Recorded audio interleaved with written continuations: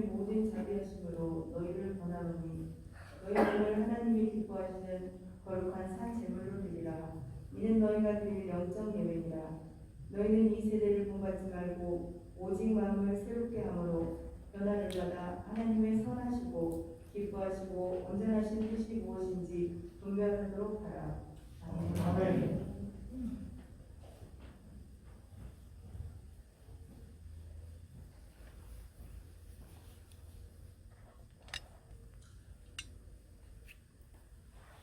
할렐루야. 오늘은 하나님에 대한 성도의 자세로서 헌신하는 사람에 대한 말씀으로 함께하겠습니다. 사도 바울은 헌신하는 삶에 대해서 첫 번째로 이렇게 말하고 있습니다. 너희는 이 세대를 본받지 말고. 이 말은 무엇을 뜻하는 것일까요? 이 세대를 본받지 말라. 이 말을 잘못 이해하면 그래, 세상은 악한 것이니 무조건 세상과 우리는 등지고 살아가야 한다. 이렇게 오해할 수가 있습니다. 심지어 이런 것으로 인해서 문명 자체를 등지고 살아가는 그런 신자들의 집단도 있기도 합니다.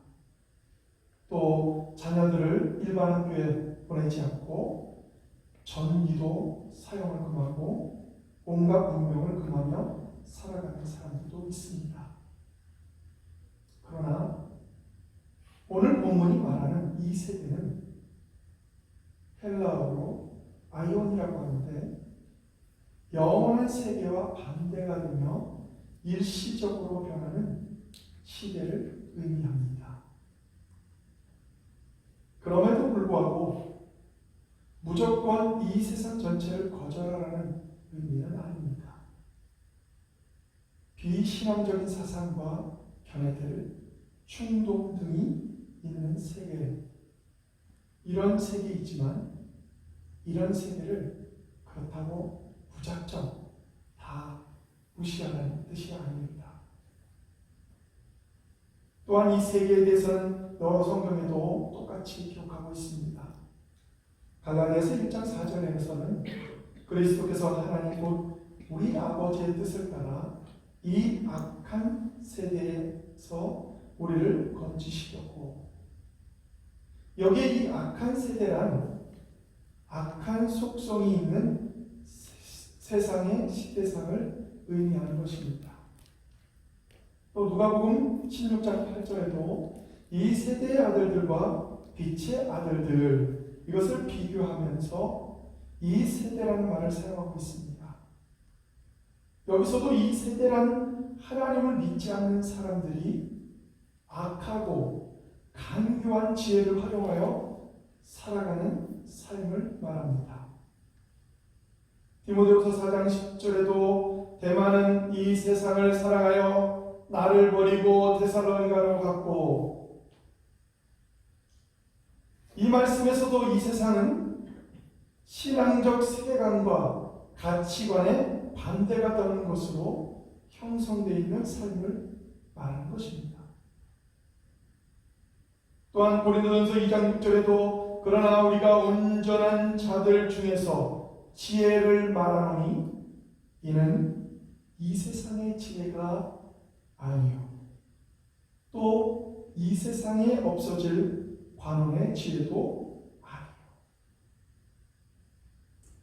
이것은 사람이 다른 사람을 지배하기 위해서 술수와 요령을 자아내는 삶을 말하고 있습니다. 이상의 많은 성경 구절들을 통해서 우리가 알 수 있는 것은 세상에는 기독교인들이 본받지 말아야 될 여러 가지 요소들이 많이 있다는 것입니다. 다음으로 본받지 말라라는 말씀의 의미를 아는 것이 참으로 중요합니다. 본받는다는 것, 이것은 우리 자신의 마음과 성격 그리고 삶의 모습을 다른 사람을 보면서 그 사람의 성격과 그 사람의 모습을 따라가는 것을 의미하는 것입니다. 따라서 본받지 않는다는 것은 자신의 마음과 성격 그리고 삶의 모습을 다른 사람의 모습을 따르지 않는 것을 의미합니다. 다시 말하면 악한 시대의 흐름을 따라 우리들의 신앙이 변질되어서는 안 된다는 것입니다. 믿음의 사람들이 간교한 지혜로 세상을 살아가는 그런 세상 사람들의 사고방식을 따라서는 안 된다는 것입니다. 신앙을 방해하는 가치관이 있습니다. 또 세상 풍조에 빠져들 수밖에 없는 그런 유혹들도 많이 존재합니다. 살아가면서 교만과 염려와 근심과 유혹을 일으키는 세상적인 그런 모든 것을 우리는 따라가서는 안 될 것입니다.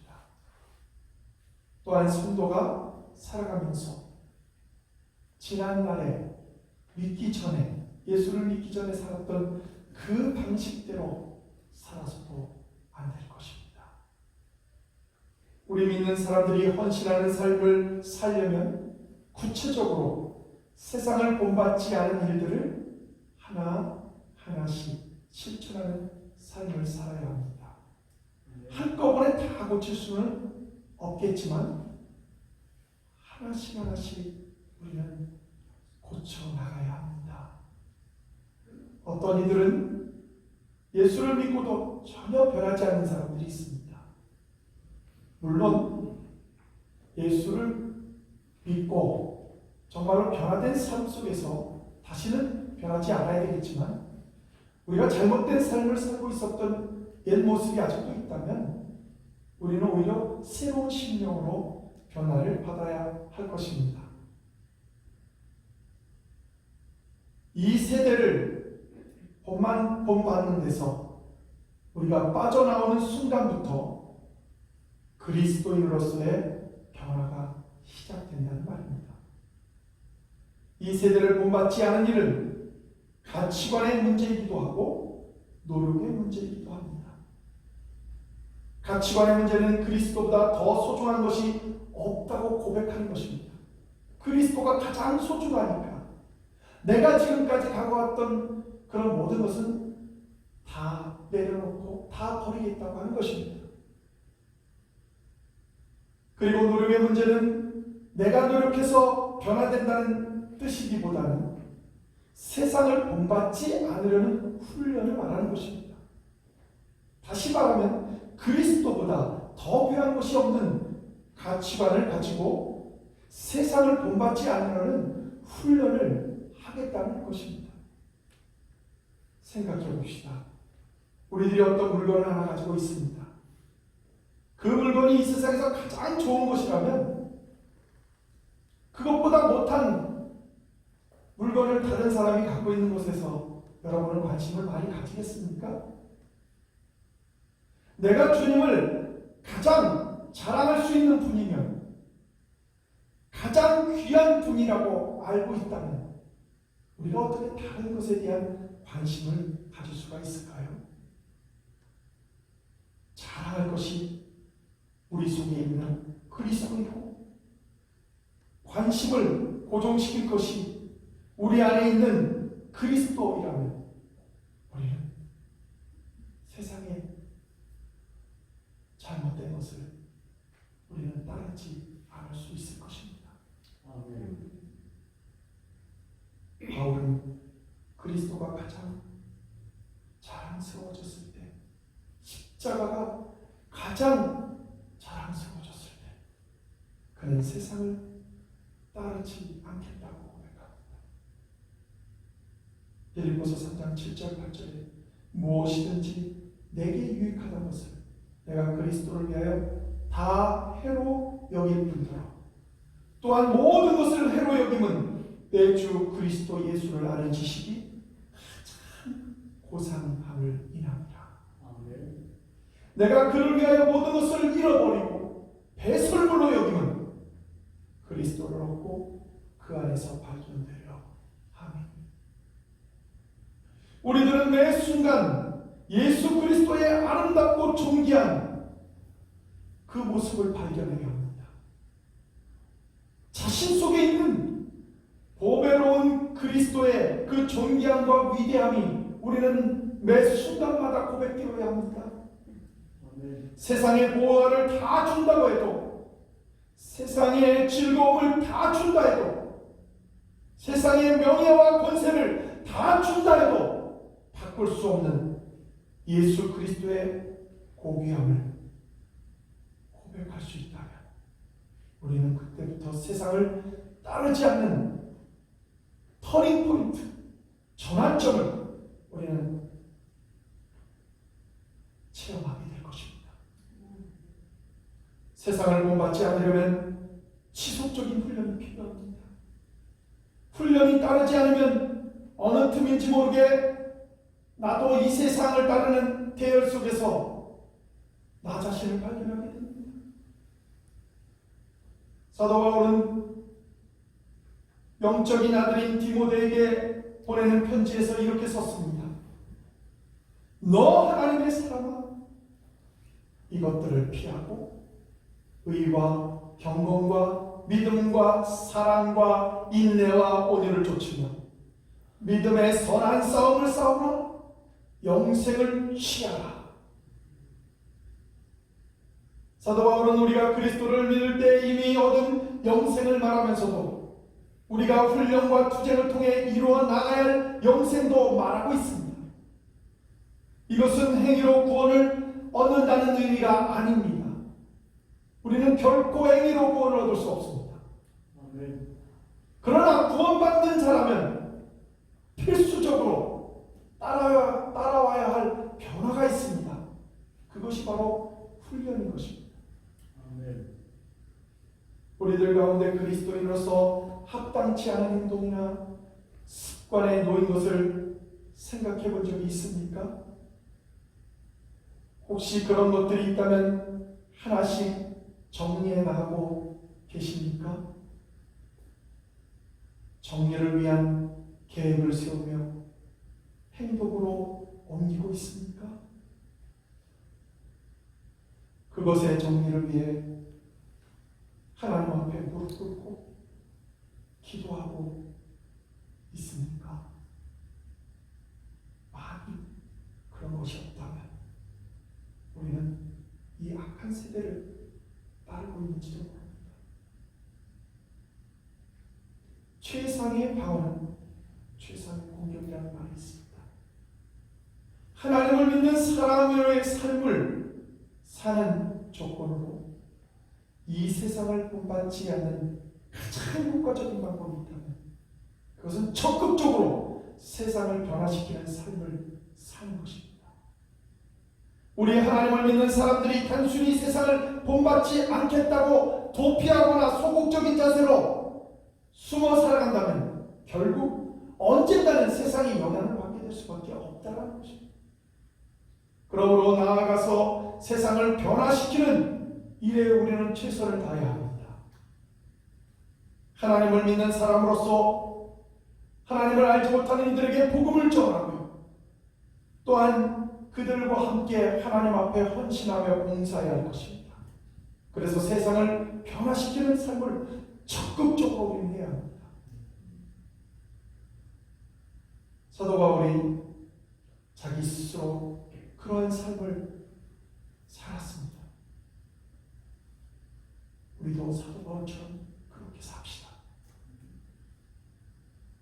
또한 바울은 두 번째로 헌신하는 삶에 꼭 필요한 것은 마음을 새롭게 함으로 변화를 받아야 한다고 말하고 있습니다. 참된 헌신은 무엇보다도 마음이 새롭게 되는 데서부터 출발할 수 있다는 것입니다.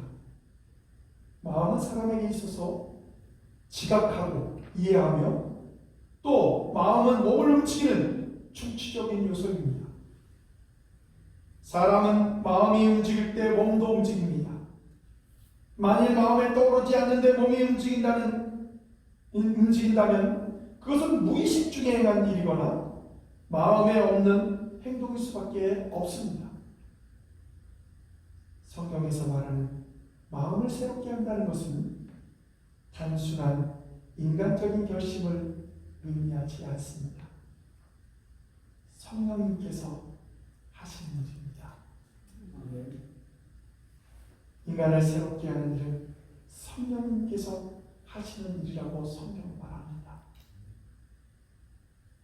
우리를 구원하시되 우리의 행한 바 의로운 행위로 말미암아 아니하시고 오직 그의 긍휼함을 쫓아 중생의 시승과 성령의 새롭게 하심으로 하셨나니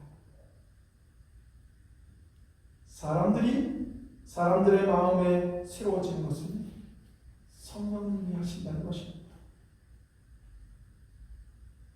그래서 여기 변화를 받아라는 말은 헬라어로는 메타몰포라고 하는데 이 단어는 마태복음 17장 2절에 예수님께서 변화산에서 변화되신 것을 나타낼 때 사용되었습니다.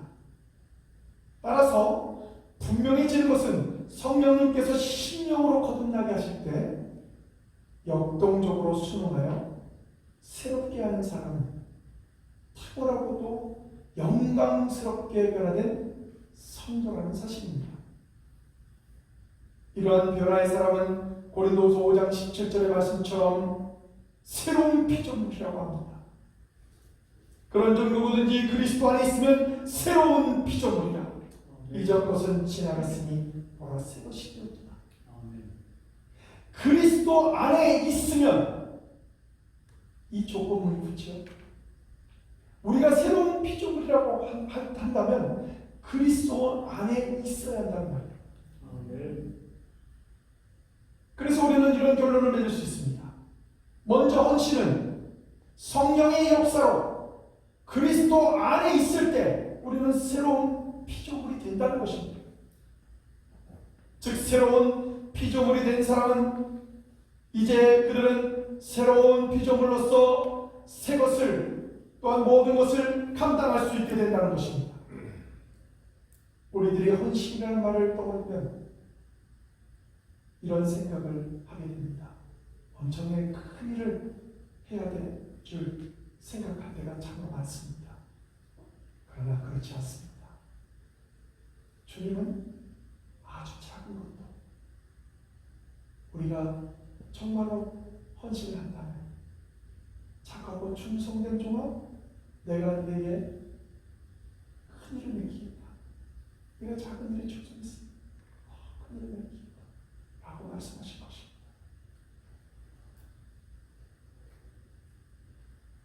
바울도 마찬가지입니다. 얼마나 큰 희생을 드려야 하는 것이 헌신이라 이렇게 말하는 것이 아닙니다. 보통 성도가 할 수 없는 엄청난 일을 해야만 하는 것이 아닙니다. 사도 바울이 말하는 것은 성령으로 마음에 새롭게 되어서 새롭게 된 새로운 피조물이 된 성도들이 그들의 삶을 통하여 하나님 앞에 헌신하는 것을 말하는 것입니다.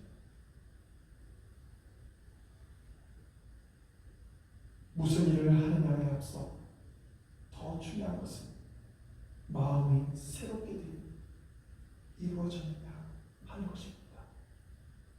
교회를 다니면서 성도라고 하면서 심령이 거듭나지 못하고 마음의 새로운 그런 심령으로 거듭나지 못했다면 그는 아직 헌신하는 그런 자로서 설 수가 없습니다. 이처럼 기독교의 헌신의 기본은 성령 충만입니다. 성령으로 거듭나야 새롭게 되기 때문입니다. 그래서 많은 학자들은 갱신을 강조합니다. 맨듀엔니는 이렇게 말했습니다. 마음은 우리를 다스리는 주된 부분이다. 마음의 갱신이야말로 전인간의 갱신이다. 왜냐하면 거기에서 생명의 근원이 나오기 때문이다. 그렇습니다. 마음에 새롭게 되는 됨이 없이 하는 일은 궁극적으로 하나님을 위한 것이 될 수 없습니다. 왜냐하면 우리 하나님은 거지가 아니시기 때문입니다. 일손이 부족하거나 능력의 한계가 있는 분도 결코 아닙니다. 내가 무슨 일을 할 것인가에 생각하기에 앞서서 내가 진정으로 거듭난 사람인가가 헌신하는 삶에 선행되어야 한다는 것입니다. 내 중심에 진정 하나님이 계신가? 내가 하고 있는 지금 이 일이 진정 하나님의 영광을 위해 하는 것일까? 그것을 먼저 우리는 생각해야 합니다. 아멘. 왜냐하면 하나님을 향한 신앙은 정확해야 합니다. 그냥 흐지부지해서는 결단코 이룰 수 없습니다. 오늘 본문에서 발견할 수 있는 또 하나의 사실은 새롭게 된 마음을 역동적으로 지켜나가는 사람이 지속적으로 헌신의 삶을 살 수 있게 된다는 것입니다. 그렇지 않으면 처음에는 열심히 하다가 일에 지쳐서 그만두게 되는 일이 발생하게 됩니다. 그러므로 성령 충만함으로 심령이 매일매일 새롭게 변화된다면 우리는 늘 기쁨과 감사함으로 헌신을 감당하게 될 줄 믿습니다. 기도하시겠습니다.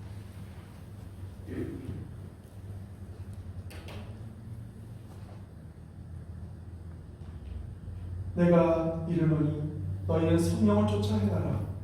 그리하면 육체의 욕심을 이루지 아니하리라. 오직 성령의 충만함을 받으라. 하나님, 성령의 충만함 없이는 기도의 자리에 설 수가 없습니다. 말씀으로 충만해질 수도 없습니다. 하나님이 우리와 함께 하시기에 하나님의 방법으로 살 수 있습니다. 전에는 우리들이 세상의 지혜와 세상의 방법으로 살았지만 이제 우리가 예수 그리스도를 믿고 난 이후 우리는 주님의 방법으로, 주님의 지혜로, 주님의 능력으로 살아가야 될 줄 믿습니다. 아멘. 오늘도 그런 삶을 통하여 헌신의 삶을 이룰 수 있는 귀하고 복된 성도들 되게 하여 주시옵소서. 아멘. 예수 그리스도의 이름으로 간절히 기도합니다. 아멘.